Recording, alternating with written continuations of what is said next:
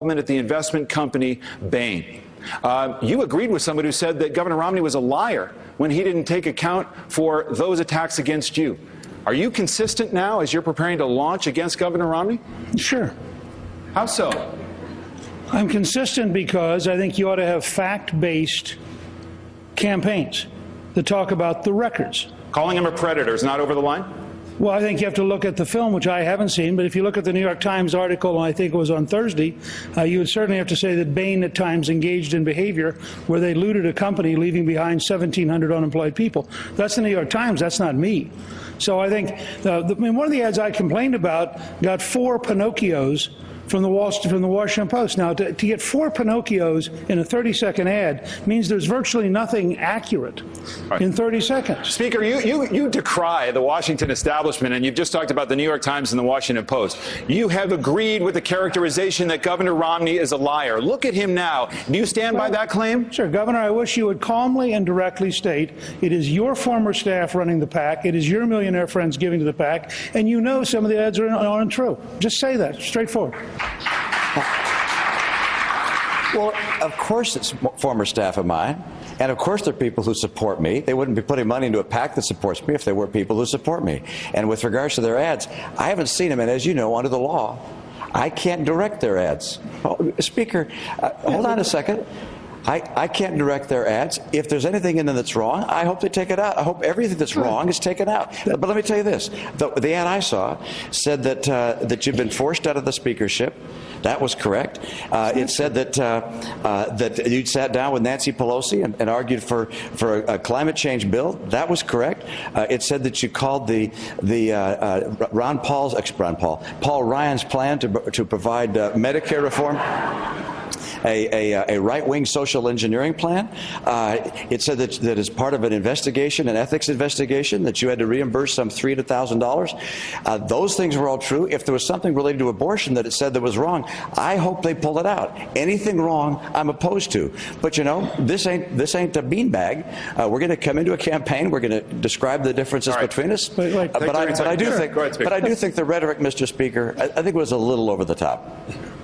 You think my rhetoric was over the top, but your ads were totally reasonable. I just want to understand. I've taken the governor's advice. Mr. Speaker, the super PACs that are out there running ads, whether Ron Paul's, mine, yours, as you know, that is not my ad. I don't write that ad. I can't tell them not to. Well, how about this? Would you both agree to take these super PAC ads down?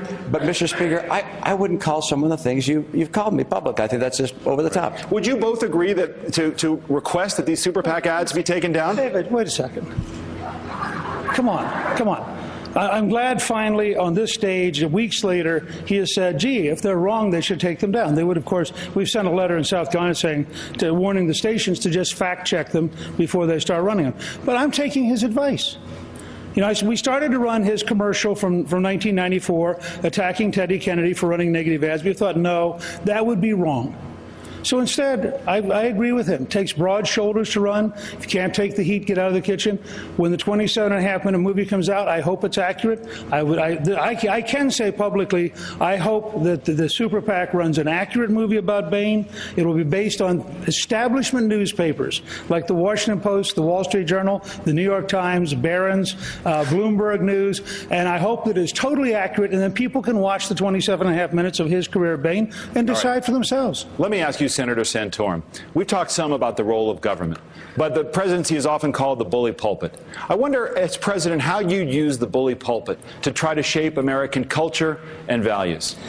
I haven't written a lot of books. I've written one, and it was in response to a book written by Hillary Clinton called It Takes a Village. I didn't agree with that. I believe it takes a family, and that's what I wrote.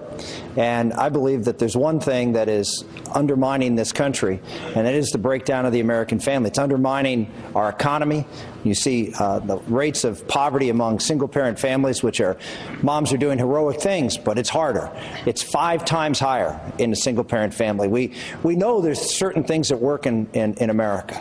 Brookings Institute came out with a study just a couple of years ago that said if you graduate from high school and if you work, and if you're a man, if you marry, if you're a woman, if you marry before you have children, you have a 2% chance of being in poverty in America. And to be above the median income, if you do those three things, 77% chance of being above the median income. Why isn't the President of the United States, or why aren't leaders in this country talking about that and trying to formulate not necessarily federal government policy, but local policy and state policy and community policy to help people do those things that we know work and we know are good for society? This president doesn't. In fact, he has required programs not to talk about marriage, not to talk about abstinence in order to get federal funds. He's working exactly against the things he knows works because he has a secular ideology that is against the traditions of our country. Dr. Paul, quickly, how would you use the bully pulpit?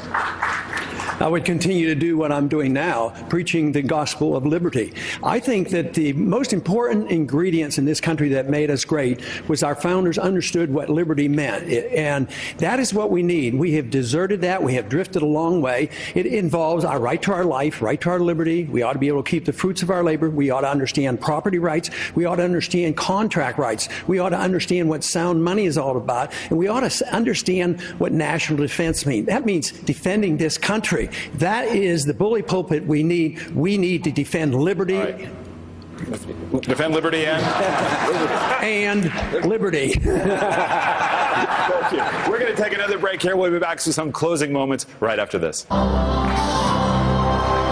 I would like to thank the candidates for joining us. I'd also like to thank our debate partners, Facebook, the New Hampshire Union Leader, and our hosts here, of course, in Concord, the Capitol Center for the Arts. Thank you, of course, for watching and participating in this debate online. Post-debate analysis will continue on MSNBC. Be sure to watch complete coverage of the New Hampshire primary returns. That's Tuesday night on NBC News, MSNBC, and online at NBCPolitics.com. We'll be back next week from Washington. If it's Sunday, it's Meet the Press.